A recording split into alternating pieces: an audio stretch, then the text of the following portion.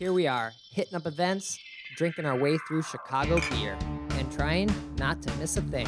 Yeah, because, get a cork popped out, boom, it flies like fucking 10 feet. We're like, yeah, let's do it. You know, all you have to do is add some fruit, stir it up, and ride that milk-shaped wave. Whenever I see him, I gotta take a photo with the most decorated brewer in Chicago, Jonathan Cutler. It'll be like the stuff you hear. Every time you go to Floyd's, all the music sounds like this. Raw, raw, raw. Sometimes you want a small beer, but really, you want a big beer. You gotta take in all those big aromatic hops. Hey, what are you doing this weekend? Waiting in line for a bottle release? You should have never been a fad. The black IPA is delicious. Hey, and welcome to Chicago Beer Pass. I'm Brad Chmielewski, Brad, what's up, man? I'm Nik White. and we got a special guest in the studio with us for St. Patrick's Day. Very timely arrival from Mr. Jimmy Callahan. What's going on, guys? Thanks for having me. This is awesome. Yeah, thanks for happy to be having part of us. Yeah, you brought us all kinds of goodies here. We got Guinness Foreign Extra Stout. We got Guinness Zero. We got a wild ale from Baltimore Brewery, and then we got regular Guinness. Why don't we start off with that and do a little pouring tutorial? So, Okay. This is our patented technology. 1988, we wanted to bring draft to home. So if you want to have a Guinness draft, you can do that at home. Same creamy. It's the same exact beer. So I was actually just with our global head of quality on Friday, and we don't make one beer for cans, one beer for bottles, one beer for kegs. It's all the same beer, and it goes off to different packaging. So when we pop this open, the widget inside is going to release a mixture of gas and beer, and that friction of releasing that pressure is going to draw the gas out of the beer, so you get the nice creamy head. So what you want to do is you're going to pop it open and listen for the widget to activate. So you're going to hear it, and then gently, 45-degree angle, you want to go as slow as possible because the widget's already done the work of bringing the gas out. So you might hear other breweries say things like pour hard and stuff, not to call anybody out, but they don't have the technology that we have. Okay. So if you pour hard, you're agitating more gas out of the beer than we want. So you're going to have a thinner body. Also, you're going to have a big head that we don't want either. So just gently all the way to the tip top, and you get a nice creamy head just like you would get in the bar. So Yeah, because something like the left-hand milk stout, they tell you just dump it in and go. dumping it but- in, well, first of all, especially if you put the can in the glass, there could be ambient air bacteria in here. You just put it in your beer. It's pretty gross. But also, but also you are, like I said, thinning out the body of the beer because you're releasing too much gas. So, and you get really big ambient air bubbles and stuff too. So sláinte, as they say in Ireland. Sláinte. To your health.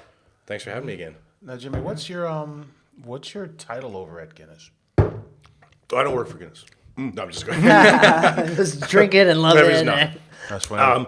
I am one of 4 brewery ambassadors that we have for the United States. So I'm based in the Chicago area. I've got 15 states I cover, and I'm in charge of education. Well, we like to say education, engagement, and entertainment. Because obviously I'm very funny and personable, and handsome, and so it's part of the reason why I got the job. You know? Now, this is a serious question. Have you had any TV spots, like commercials?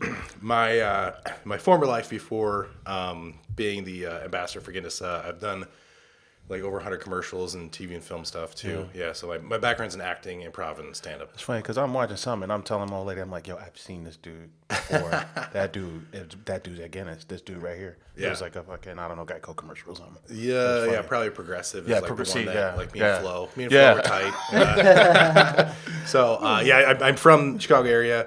Started off in Second City and Improv Olympic and stuff, and then I was in LA for 4 years, New York for 3, and back in Chicago once my wife and I started a family, and so every once in a while, when time allows, I still am able to do some acting stuff, but in the meantime, I get to talk to people about beer, so it's not too bad. Nice. So we're drinking this one from the can here, and we found out at this recent party that you said all of the Guinness in Chicago comes from Dublin, right? All of our core beers. So Guinness Draft, and most people might be surprised to know that this beer has only been around since 1959. So Arthur Guinness wasn't brewing nitrogenated stout in 1759. Yeah, no. so we this did this version of it, this version of our Guinness stout came around in 1959. But this is brewed in Dublin Foreign Extra Stout. So you have Smithwick's over there. Everything that we get in the United States is brewed in Dublin, with the exception of Guinness Blonde, and then some of our limited edition beers that we have coming out of Baltimore. So. And so why is that when you said, there's 67 breweries? There's over 60 breweries around the world, yeah. Why? Yeah. Why are there? Why? No, not, but why is Why? The United States just coming from Dublin and not coming from some brewery in, somewhere else? I don't know where any of them are, so I'm not even going to guess. Well, yeah, so we have part of it is tradition, honestly. But part of it is, that is our main brewery, St. James's Gate. We've been there since 1759. So the beer that we're making in those other breweries, for the most part, is going to be some variety of Guinness Extra Stout, Guinness Foreign Extra Stout. We do brew this beer in 5 countries around the world because eventually it makes more sense to open up another brewery than to ship it from Ireland to like New Zealand. Okay. So why we get it from Ireland? We can produce 4 million pints a day in that facility if we want to. So we just don't have that capacity in the United States yet. I mean, we could brew it in the United States if we wanted to. I think there's a little bit of there might be some backlash because of the Irish diaspora and people like it being so intrinsically tied to Ireland that people think that it's only authentic if it's brewed in Ireland, but we brew it all around the world. I mean, it's like tell somebody from Jamaica that their Guinness isn't good. Sure, yeah. That's so theirs isn't from. No, we have like I think like 12 or 13 breweries in just the Caribbean islands alone. Oh, crazy. Yeah. Okay. We've got somewhere between like 6 to 8 breweries in Africa. 80% of all beer sold in the continent of Africa. That sounds ridiculous, so I'll say it again. 80% of all beer sold in the continent of Africa is a variety of Guinness. Okay. Yeah, it's wild because like we here in the States, I think we all just kind of relate to the dry Irish stout, right? The nitrogen stout. But I think the our best-selling beer worldwide is that one. That's what I was gonna say. Like the one we all drink isn't the one that everyone else is drinking. No, it's funny whenever if there's like a ex-Caribbean or ex-African population in the United States, they're looking for Guinness and they more often than not come across this and they're like, this isn't Guinness because they grew up on that, because we're talking about a brewery that's been around before our country was even founded, and so we would have different beers brewed based upon the distance they were going from. It was traveling from the brewery, so we'd have like a town porter, which is light, effervescent, 3.8%, something like that. Then we'd have a country porter, slightly higher alcohol content, slightly higher alcohol content. To survive the journey, because this is before refrigeration, before pasteurization, so those things act as natural preservatives. And then we had our West Indies Porter, which is the predecessor to that beer that we'd send around the world. So that's the beer that made Guinness biggest beer in the world. Huh, crazy. And then I would never drink that. It's wild. I would don't even gravitate towards it at all. I'm like, most people in the United States have not had it because Prohibition it was what we were sending to the United States until Prohibition, then that kind of messed everything up, and it never really had a strong foothold again. We only started to import it again in 2010, so that's why most people haven't even seen it, and it's only in certain distributors. So like we can get it in Chicago, but certain distributors in the suburbs you can't get it, and certain states don't carry it. So it's kind of crazy. It's like our best-selling beer worldwide, but most people don't think of it as Guinness. This is Guinness. Right. So. Yeah. When I first moved to Rogers Park, went to a house party with some Haitians, and my first experience with Guinness was that one. Yeah. 7.5% like black licorice. Mm-hmm. Yeah. So it was like, this is really heavy. And then as an adult, I came back around to it, and I'm like, I'm so confused. Right? Well, because so many people will see, some people will see this. And because of the color and because of the texture with the nitrogen and CO2, they'll think that this is really thick and heavy. But in actuality, not that that's thick and heavy, but that's almost double the alcohol content, it's 7.5%. We make it all the way up to 9% in certain countries. This is only 4.2%. It's one of the lightest beers you can drink. Right. And then combining it with a harp, doing a half and half, you're even just going real easy drinking. Actually, harp has more calories than this beer. Oh, really? Yeah. Crazy. That's why it floats over the top. It's this is less dense and less sugar content, and so that's why it floats on top of other beers. Yeah. We just saw each other. We were Friday. This 2 days Yes. later. We were 2 days ago. We were at the party, the preview event for Guinness West Loop. We were thinking when you were on the way up here, it was like, let's talk to Jimmy about how his weekend was, because I think his vantage point on things over Chicago St. Patrick's Day weekend is probably a little different from ours, man. So how was your weekend? It's more like how have my past few months been? yeah. Because like for Guinness, it's like St. Patrick's Day season, not just the week leading up to it. So I've been traveling like crazy man over my 15 states and doing trainings with distributors, doing events, and then so this past week, and then like the lead up to St. Patrick's Day is almost like. It's everything coming to fruition, and almost like ideally, hopefully more of like a celebration. Like the work has been done, like all of our sales staff, it's like work has been done. But let's see, like I was up in Minneapolis on Wednesday for a perfect pint competition, flew back, had some media stuff on Thursday, and then the party on Friday, and then Saturday and Sunday are long days. Good days, but long days. So like you got the downtown parade, the river dyeing, all that stuff. And then the Southside Parade on Sunday. So, and I was at Elmhurst and Forest Park the week before. So a lot of parades. Chicago likes their parades. Oh, man. That's funny. Yeah, and it all happens before St. Patrick's Day, where everyone is basically like so excited to do it, and it all happens, and it's like, oh, St. Patrick's Day is kind of over, but it's really still a week away. Yeah, a lot of other cities, most other cities are doing it. Like as we discussed on St. Patrick's Day or the weekend after St. Patrick's Day, and that is something unique about Chicago. We do it. It's like 2 weeks leading up to it. There's a big buildup, but actually, I like it because then St. Patrick's Day here is more akin to like what it traditionally is in Ireland. It's like it's a saint's feast day, Right. It's like people would go to church and then go home and have a meal with their family. It wasn't like Americanized, Mm-hmm. So now like other people around the world, like they've taken that idea of celebrating and getting together. It's become more than just being Irish. It's about community. It's about celebration. It's about life. It's about spring, being right around the corner, hopefully warmer weather, all that stuff. So it's become beyond that. Right, but the American influence has definitely spilled into the actual day. Yeah, it's pretty funny to think about that. Like, and then add to it like March Madness and stuff too. Like if that coincides, then hey, always drink responsibly. But it can be a crazy time. And then next year it falls on Saturday. Yeah. This year it's on Friday, so next year it's on Saturday, so it could be. Or is crazy. it Sunday because of leap year? Oh, it's a leap year. Damn. I haven't heard that term in a while. Oh, that's right. Well, in 4 years. Yeah. Pretty consistently. Now, you being a local guy, what were your thoughts when you first heard about the next Open Gate Brewery was going to come to Chicago? Better be. That was like, I mean, like with the Chicago. So I'm from the suburbs. So I'm not gonna say like even though I've lived in the city before, but so Chicagoland pride, shall we say? I respect that, by the way. I'm not gonna. I'm not a poser. I'm not gonna be like Like, oh, I'm from Chicago. And fucking Cary. You're like, Chicago all day, baby. Yeah. I've experienced it too many people. It's like, oh, you're from Chicago. Where? Naperville. Okay. All right.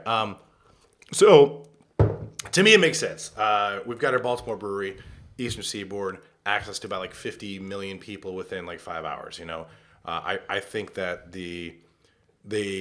our leadership make the right decision to have it in Chicago, because you're talking about like there's a lot of pride in the beer culture, in the Irish diaspora culture in the Midwest, and so it's going to be another hub, and easier for people to get to than making the journey to Baltimore. So we're all really excited about it. I think it's a slam dunk. I mean, the facility is going to be great, and it's situated, between River North and West Loop, and in the Fulton Market district. So it's like it's a great location. It's going to be a lot of fun.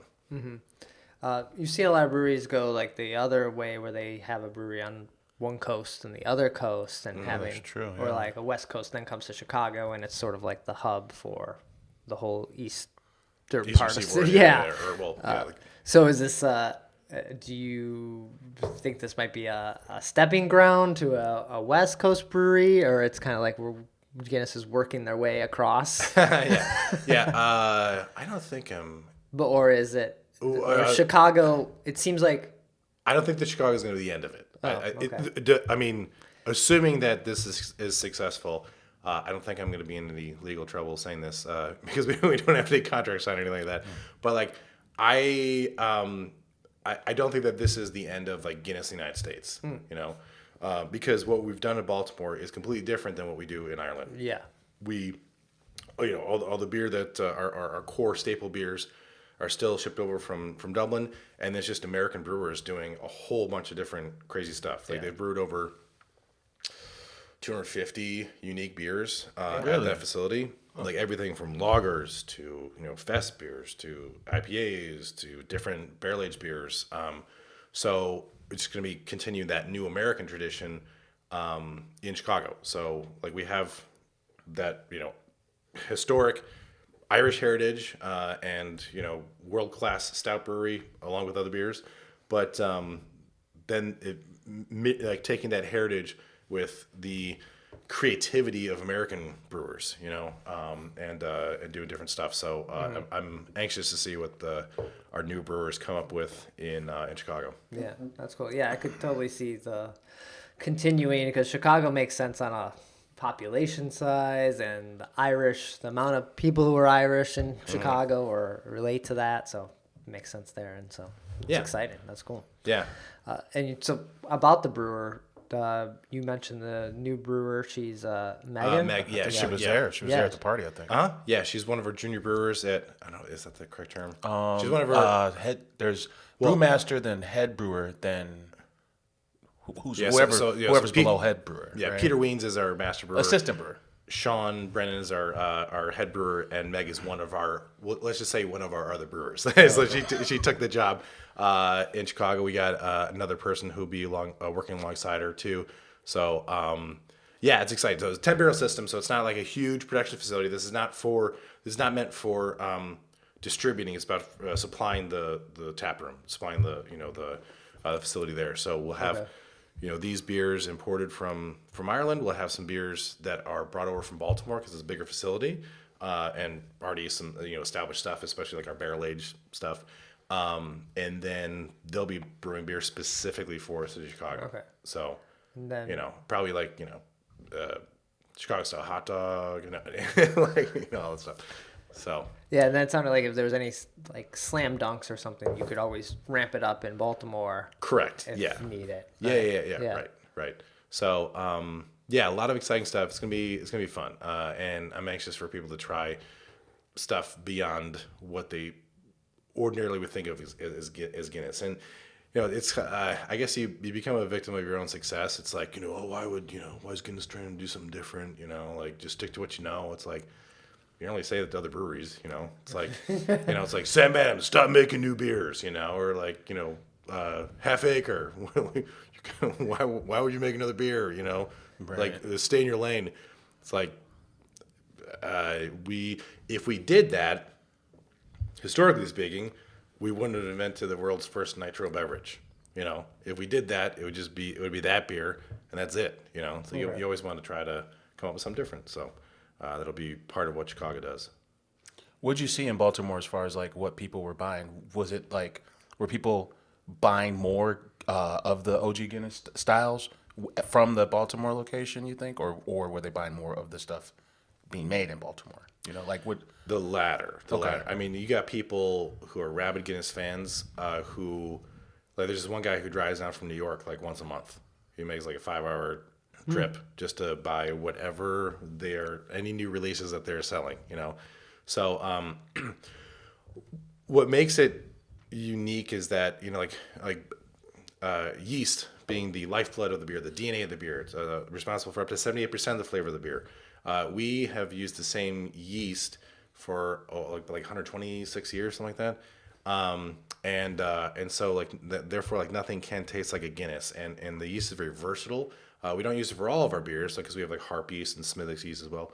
But like the Guinness yeast is very adaptable, and because has been responsible for creating a lot of cool beers that we would ordinarily you wouldn't think of from Guinness. That's true. You don't think about like it's a stout, right? So you can probably make ales with it, probably make IPAs, et cetera, et cetera. We can lager with it, so like we've made like in essence like Kolsch's more or less, so with ale yeast but lagered. So like that's what Guinness Blonde is.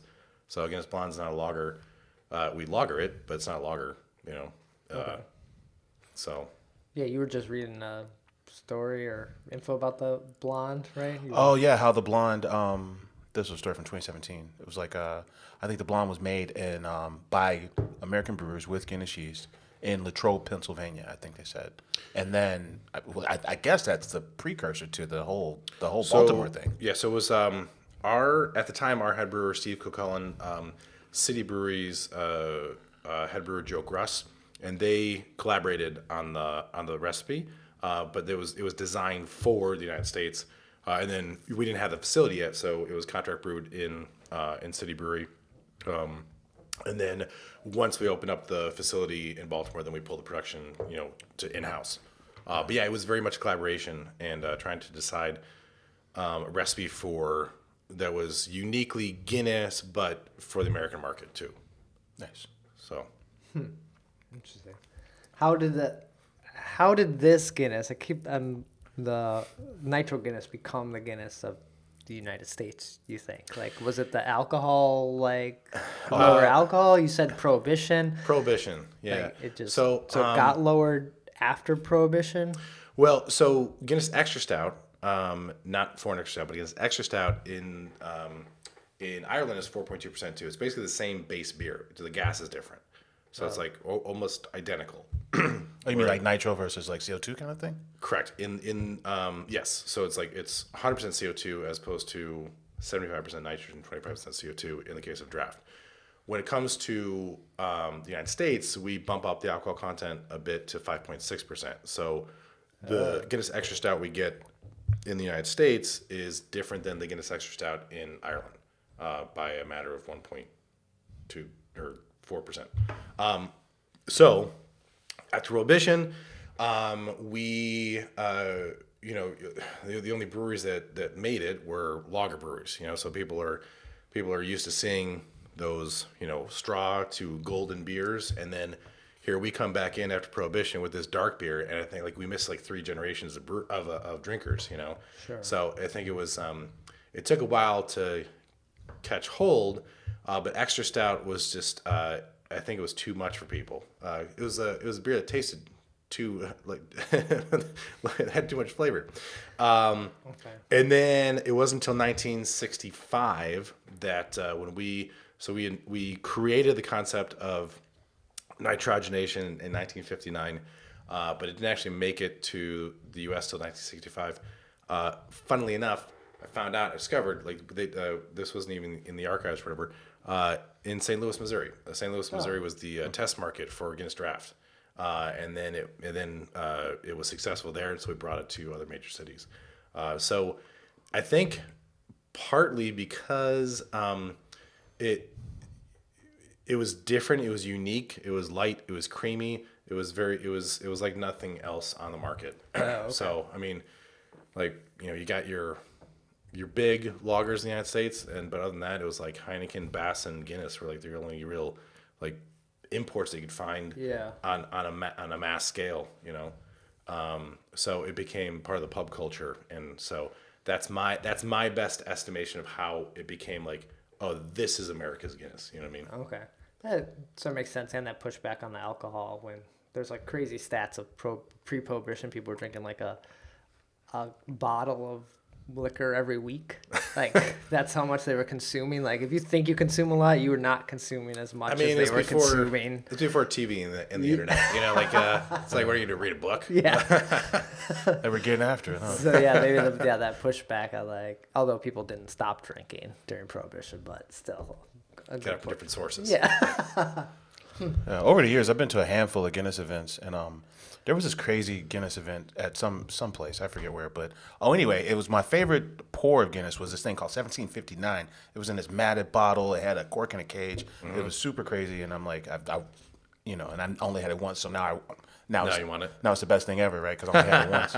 Oh, but do you have a favorite version of all these Guinness that you tried, or are you kind of past that point, or is there one that's just kind of jumps out at you as like that? This one's my jam. If it's like one beer you drink for the rest of your life, I would take Guinness Draft, Yeah. because it's just sessionability of it, creaminess. If it's like your execution beer, or like one beer, I would drink that one. Okay. Yeah. Nice. Borns out. Speaking of that, Nick, we're out here. Oh well, yeah, that's true. Yeah, Yeah, you can use those. These are special goblet glasses. Okay. Yeah. So before the invention of nitro, see, it's not every day that a 250-year-old brand comes to the West Loop, or that you can just talk about beer for like almost 300 years. But it wasn't always in cans before. It was in. You just took the barrel and took it straight to the bar. Is that kind of what happened back? Yeah. before? So before this beers were created, so it was for our bicentennial. So 1759 is when Arthur founded the brewery. 1959. For our bicentennial, we wanted to put our extra stout on draft. Draft beer was becoming more popular, more prevalent from continental European brewers, and so we want to put our beer on draft. What we found is that famous Guinness yeast that I spoke of. One of its properties is that it is very active and highly flocculent. So Okay. So it produces a good amount of carbonation. And so when we try to put it through like a regular draft system, it was just like half a glass of foam, and then so that's why we invented this concept of nitrogenation, where the nitrogen bubbles are smaller, so it allowed you to push it through because the gas doesn't want to escape as much. So prior to us being on draft, we had the beer maturing in huge wooden vats, English and French oak vats, and then racked them into casks. We had over 200 coopers making casks every single day. And you put that cask out into the world, around Dublin, around Ireland, around the world. The local publicans would then either slap it on the bar and pull it straight from the cask, or they would bottle their own beer, like in their cellars and stuff. They put their own label on it. So like we have our label now, but we actually didn't put our name, bottle, can, or keg our own beer until 1959. And then but it would be like, so the local publicans, to maintain quality control, so that we had, control over our beer, so there wasn't knockoffs or pirates out there. You would have to send your label back to the brewery so that we could keep track of it. So it'd be like Callahan Guinness, or White Guinness, and then so it would say Guinness on there, but it would be whatever the local pub was. So yeah, it was all wooden barrels, all the way from 1759 to 1959. We stopped using wood in like the late 50s, early 60s. That's wild. I didn't think it was that long. Yeah, right? There's one of my favorite pictures. If I was going to do a PowerPoint presentation right now, one of my favorite pictures is of what we call the pyramids of Dublin, and it was just pyramids basically of casks ready to be filled in the cooperage yard. And if you saw the picture I'm talking about, it looks like it would be like from like the late 1800s or something. It's like 1949. Casks as far as the eye can see. In this cooperage yard. It's pretty cool. Yeah. All right, so we got the Foreign extra stout. So yeah, this is the beer that made Guinness the biggest brewery in the world. So you've got on the nose, you got some nice butterscotch. You have this is when people, especially if people are afraid of the color and stuff. I'll ask them like two things. Number one, are you a coffee drinker? If they're a coffee drinker and they're a black coffee drinker, it's like there's no reason why you wouldn't like these beers. Right. If you like cream and sugar, maybe you don't like as much of the bitterness, But this beer actually has a lot of through lines with red wine too. And so if my mother-in-law, I got her hooked on Foreign extra stout because she's like a red wine drinker, but she hates beer. It's like, oh, I don't like the taste of beer. Mostly it's the bitterness, Yeah. But this one has like some stone fruit in there. You have like everything's amplified from Guinness Draft. So instead of chocolate, it's more like dark chocolate. Instead of coffee, it's more like espresso. and then you've got like some nice richness, butterscotch. Yeah, this is welcome to the rest of the world Guinness drinkers. Blowing my mind. Right. Yeah. You think just when you think you've understood the brand because you see it all the time, or you know they're steeped in tradition, but you feel like you've heard most of the stories. Just when you think you're at that point, then you start hearing stuff like this. Yeah. And you're like, oh well, shit, I know just the tip here. 200. I mean, there's a lot of stories in like 264 years. Yeah. Then in Ireland is which In Ireland, version? they don't even like know because it wasn't the beer that was served to them. You know, like they had the town porter, the what we call the Dublin porter, and then the country porter, and then they would eventually manifest itself in an extra stout. So like extra stout and then draft are the beers that were available like locally, because again it was all about keeping the beer fresh and the quality, consistency of the beer, and so you increase the alcohol content, increase the hop content, so it didn't spoil when it's going all the way from Ireland to New Zealand, you know.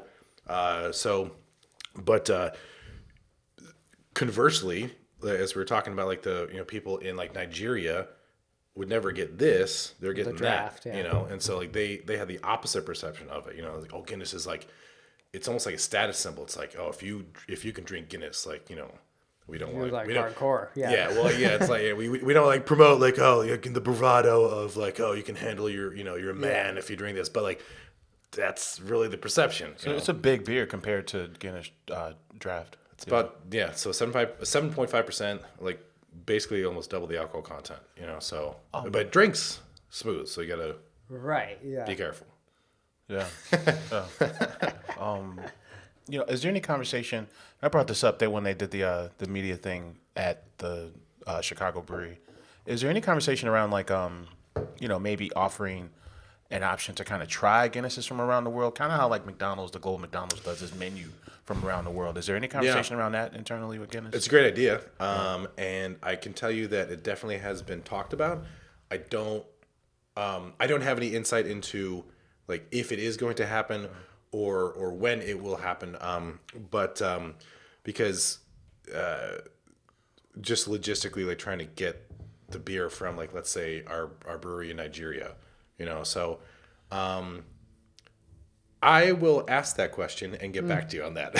You know, but I mean, because people have asked about that too. Like I'll talk about a beer that we brew, you know, in some other country, and it's like, well, can I taste it? I'm like, no, because this is what we sent to the United States. But it's something that I would love to see. You know, I also would love to see, what Guinness tastes like, out of the barrel. So like we'll sample this the Wild Ale, which saw wood, but it'd be great to taste this beer, you know, in its historical close, shall we say, which would be like in wooden barrels, and then therefore you get like a different bacteria that helps sour the beer. Like we mimic that sourness with different acidification, but just to see what it was like in the early 1900s, you know. Oh, well, it'd be before we started to keg our beer, you know, it'd be like so the even flavors like you'd get before from the 1959. Then, Okay. You know? Okay. So like just to see like what this would taste like from wooden casks. got it. And too clean. Everyone's too clean today to get like, even if you were like trying to do it, it'd be like, well, yeah, we washed our hands then before we put the stuff in there. We're missing something. Yeah, historically speaking, beer is a pretty dirty process, you know. But like we try to maintain that quality and consistency, you know. So Yeah. no, Brett, have you had this beer before? Like Nick had. I've had it, but it's a been long time. it's been so long, and it was I don't even remember it. Just out of curiosity, and you don't have to blow smoke on my ass because like I didn't brew it. I talk about it. But like I know you got, you know, especially in Chicago, there's no shortage of breweries that have like, you know, big barrel aged stouts, you know, sometimes like upwards of 13 to 15%, whatever, you know. Having tasted this, where do you I know they're. It's almost like an apples to oranges question, but like having tasted like those big cacao, vanilla, Sure, yeah. like almost like more like really viscous. Yeah, I guess when it beers. comes to like the bigger stouts, like I tend to go more in the like bitter coffee range, and I Okay. enjoy those a little more. This one comes off, like you said, more wine and fruit forward to me, Yeah. so it feels different. It's very enjoyable, and you can relax with this one. Where the other ones feel like maybe like a punch in your face sometimes, or like Right. different time, different place, I guess. Sure. Right. But this does feel, to me, on the sweeter side. Yeah. Brad's a psychopath. He drinks coffee black at night. He's nuts. Well, you got to stay awake to do all that video editing. Yeah. Yeah, well, I would. So, put my company hat. Like one thing that I think our brewers do such a great job with is balance. So because like sometimes I'll have like a barrel aged stout from somebody else, and it's just like I don't think I can finish this. I think I might die. Like where you got to share it. Like you're getting getting like a few ounces, but like do you want to drink a whole bottle? It can be sometimes it can be a bit much. So like I do tip my hat to our brewers for balance. Right, and it's 7.5%. Like there's a ton of flavor in there for that low of ABV. Like a lot of the other stouts are like at least 10% sometimes. Sure, right. So getting it And under 8. And we can do that. Like we do that. With like out of the Baltimore brewery, we've brewed barrel aged stouts that are upwards of like 11%, but like they also don't drink like 11%. So it's like again, always drink responsibly, but it's like, whoa, this is dangerous. Like I think we had the mint chocolate Guinness. we've had that and before. that's up there. 11. And that was almost like, percent. that was like too much. Like, it was fun to try, but it was like, my Guinness a little lower.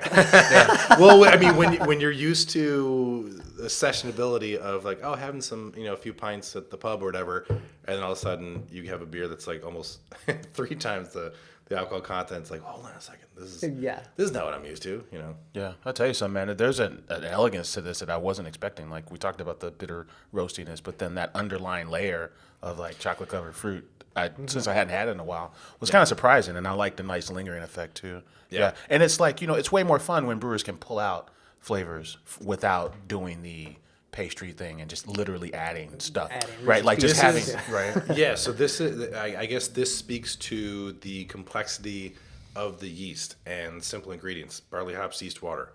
Like we're not adding coffee to it, we're not adding chocolate, we're not adding cacao nibs, you're not adding vanilla to it. There aren't any adjuncts. It's barley hops, yeast, water, and the yeast and our brewers' expertise help draw those flavors out of the beer. So like that butterscotch, it's coming from the yeast. All those the stone fruits, they're coming from the yeast. Yeah, and your travels, have there been any like whiskeys or bourbons that you like to pair with any of the Guinness releases? Yeah, well, so we have no shortage of riches with Diageo. So Guinness, That's right. I forget so about like Diageo. so Guinness is and people will wonder about that, like, Guinness is owned by Diageo or something, but actually Guinness and Grand Metropolitan formed Diageo in 1997, I think.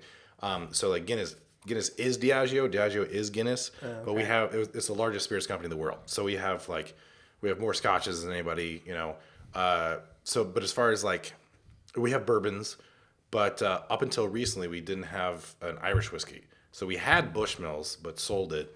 I want to say it was like 2004, doesn't matter, early 2000s. And so we haven't had like an Irish whiskey to pair with Guinness in a long time until we started to distill Roe & Co., which came out 2 years ago, year and a half, 2 years ago. Roe & Co. I feel like I've heard of this. I feel like we talked about it. You can get it at Chicagoland. You can get it at Binny's. Okay. So we're doing like right across the street. It's a blended whiskey now, and it's pretty darn good. I mean, like within the company, we have Bullet. We have like I said, so many different scotches. So like I guess it depends on which which Guinness we're talking about. So like, I think that you could do worse pairing a really nice Scotch like an Oban or something with for an extra stout. You know, whereas I wouldn't go necessarily in Scotch territory with Guinness Draft because it is so light, really. Yeah. You know, you don't want to overpower it. So, but you know, sidecar with a bullet, like not bad, not a bad combo. Okay. Yeah. Yeah, Right on. because you get the sweetness from the bourbon, sweetness of the malt from the stout, so it works out.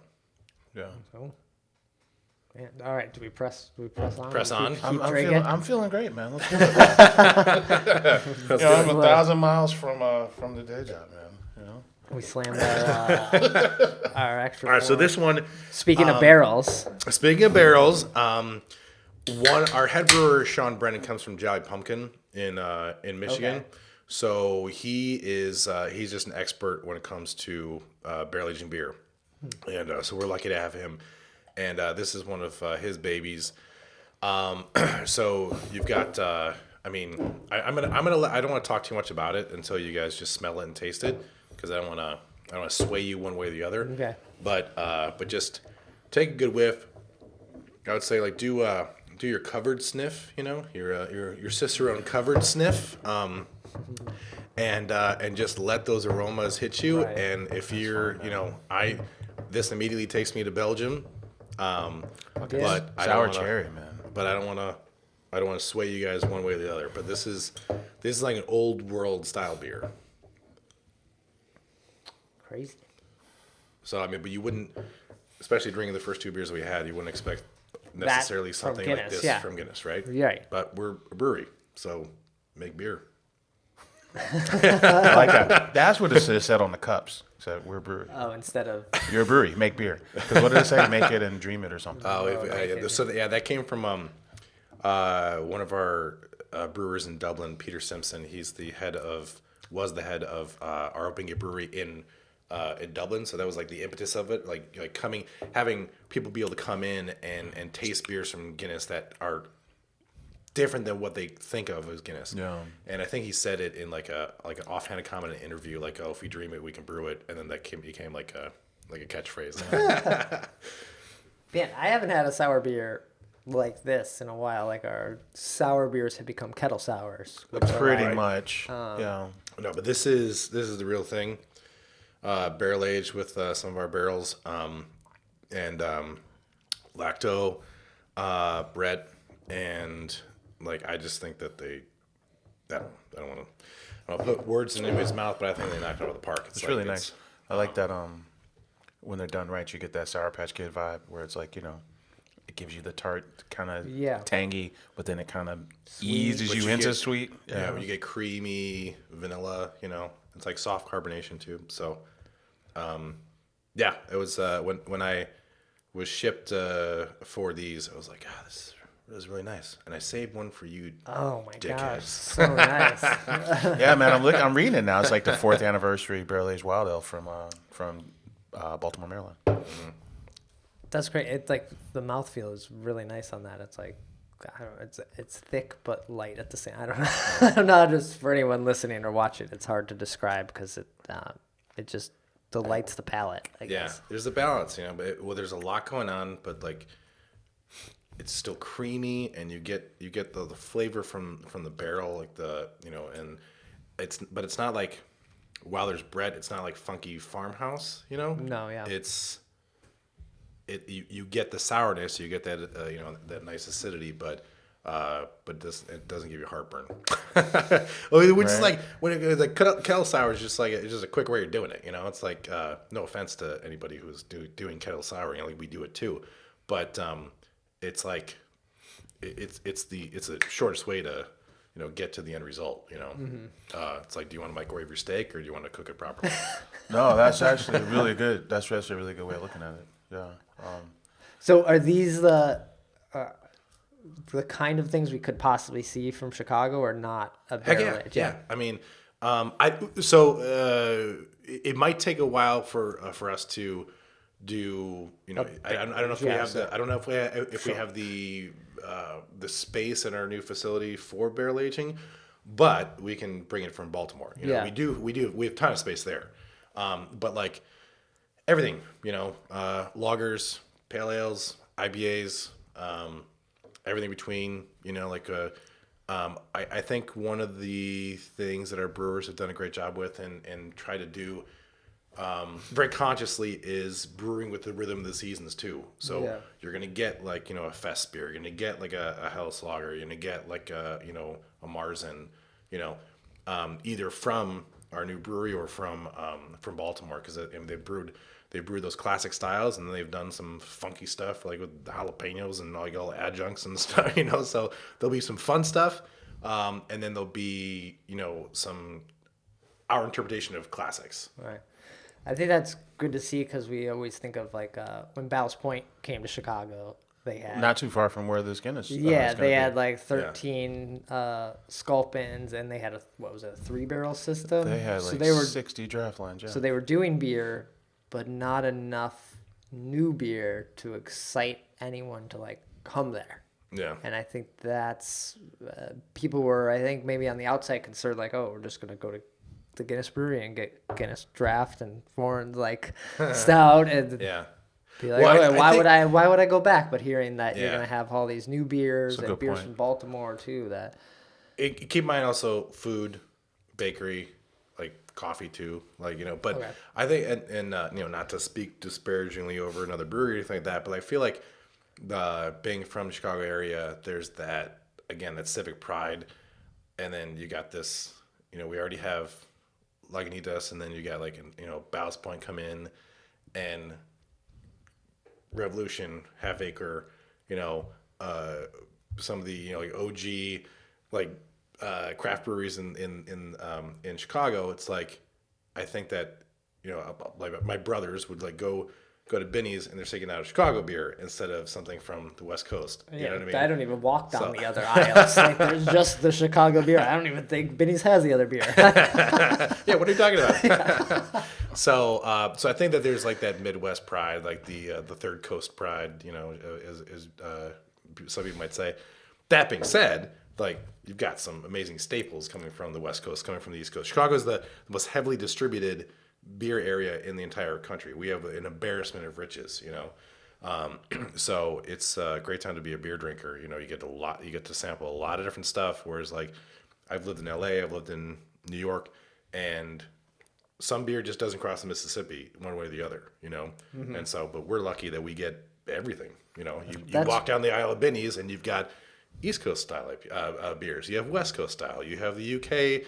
Ireland, you've got imports from Europe, and then you've got the Midwest beer. That's true. I think that's something we forget. Just drinking local beer, that we have access to all this other stuff, and like our local beer is so good that like we're like, I don't care I don't care what Tennessee is doing. Well, but also, I mean, like fresh beer tastes better. You know, like beer's food stuff. So like, why not get a beer from down the street? You know, then.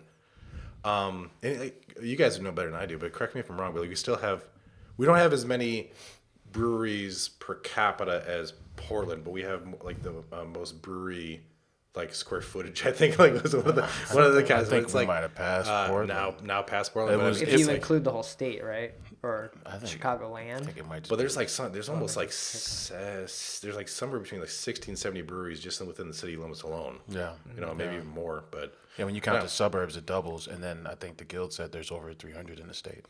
Doesn't surprise me.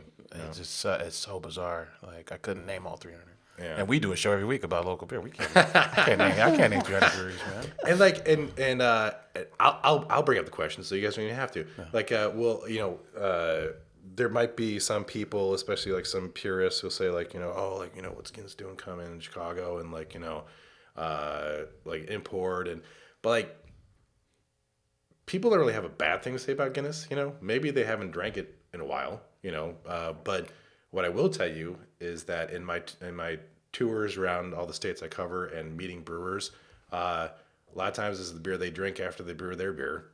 You know, it's like they go home, they drink Guinness because it's like it's a, you know, full flavor beer, but only 4.2%. It's only 126 calories for 12 ounces. So I like to say, rising tide raises all ships. Like we're just a bigger ship. Yeah, there's certain bars where I know they do a good Guinness pour. Where it's like, oh, I'm here. I'm gonna get a Guinness. Yeah. And so we over-index on the on-premise. Like while people will buy this, for home, whatever. If you're a Guinness fan, you want to be out at the pub. You want to be, you're probably a pretty social person, like you want to be with friends. You want to, celebrate life, celebrate, being out. And so like that, and also, especially like the theater of that crafted pour, it's something that is very unique to Guinness. It's the only beer you can identify from across the room without having smelled it or tasted it. True. Like you can't it's like, that's a Guinness, but you don't say like, that's a X, Y, or Z lager, Yeah. unless it's like in a Stella glass. That's right. Forget about Stella. It is visually stimulating, the Guinness experience on draft. Hey, you said it, not me. Very stimulating. You brought up a point about Baltimore versus Chicago, just to frame it for people. Like Baltimore is a much bigger scenario than Chicago's setup. The brewery itself. Sorry, the Yes. Open Gate Brewery in Yeah, Baltimore versus the one in Chicago. Yes, yeah, and people ask like, why Baltimore? Well, how did that come about?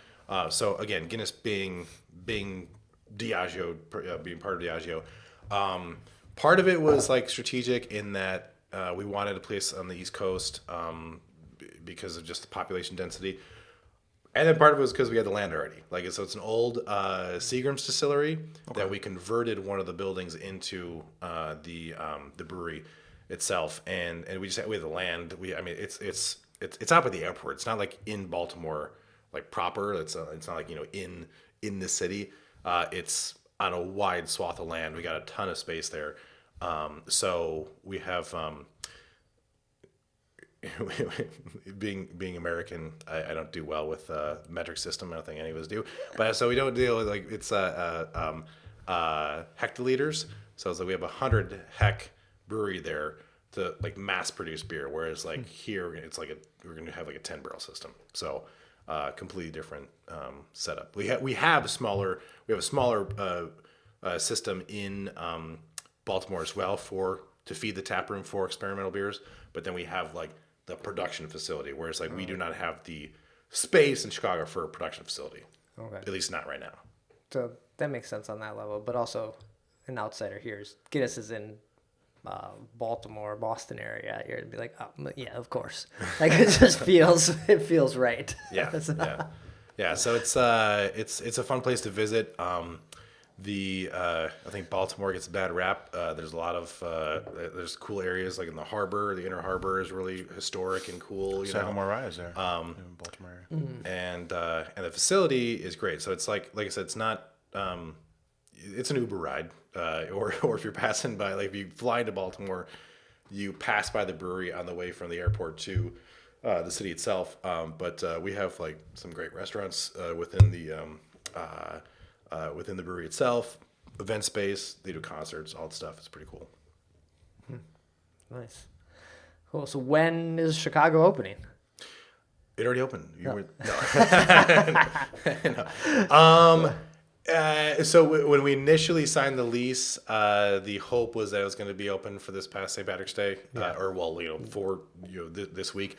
But so many different factors cause it to be pushed back. So ideally, like I've heard people say late July. I'm just going to say, to be safe, halfway to St. Patrick's Day. So like late August, early September. Okay. To me, I have no power over this whatsoever. No one needs to listen to me, but I think it makes sense. Like, celebrate halfway to St. Pat's, opening of the brewery. I don't know if I want to be outside in like late July with it being sticky, and I'm a sweater, so it's like Mosquitoes. too hot, so I think it makes sense for like open as it cools down a little bit, where you're like, hey, come drink Guinness, not like, hey, it's 100, come drink Guinness. That being said though, as I mentioned before, the amount of Guinness being drunk in Africa, around the Caribbean. So like dark beer actually has like a cooling effect on your body, like spicy food. So that's why you find spicy food around the equator. you find like dark beer, like we have most of our breweries around the equator, because like people, they're not. This beer you always have to like Guinness Draft always has to be served cold because otherwise too much CO2 explodes out of it. You can't have a nitrogenated beer not cold. But this beer you could drink room temperature if you wanted to. The foreign stout. So like people will just drink it like in the Caribbean, in Malaysia, in Africa, and it has like a cooling effect in your body. That makes sense, but it's one of those facts where it's like. No. But most no. But most Americans, it's like they, drink with the rhythm of the seasons, and they think that stout cannot be drunk in the summertime. It's like that's a fall beer, that's a winter beer, So, we deal with that all the time. It's like, oh, I love Guinness, drink Guinness. I always have Guinness, but like in October, it's like, you can drink it year round if you want. Damn. All right. Anything else, Nick? No, West Loop. All of a sudden, West Loop's home to Google, McDonald's, and Guinness, which is kind of blowing my mind a little bit here. No. Well, Google's moving downtown. They're moving downtown? They bought the Thompson Center. Oh, yeah, you're right about that. Yeah, I think I like what you said about it's an opportunity to just kind of showcase the range of the Guinness yeast strain. That's not something I thought about at all during any of this. Mm-hmm. And and if there was 200 plus breweries being brewed in Baltimore, that'd be cool too. Just kind of understand, like Guinness empowering like American brewers to kind of do their thing and then kind of make a connection to this 200-year-old brand. Yeah, it's not like we have our American brewer team. They're not. While they definitely work alongside and with the Dublin Brewmasters, they're not directed like you have to make these beers. Like they have like a free reign of creativity, and like so like Sean Brennan and Todd Perkins, one of our other brewers, they sometimes just have an idea and it's like, let's do it, and that's like the impetus of so many different beers that they come up with, So it's fun, It's hey.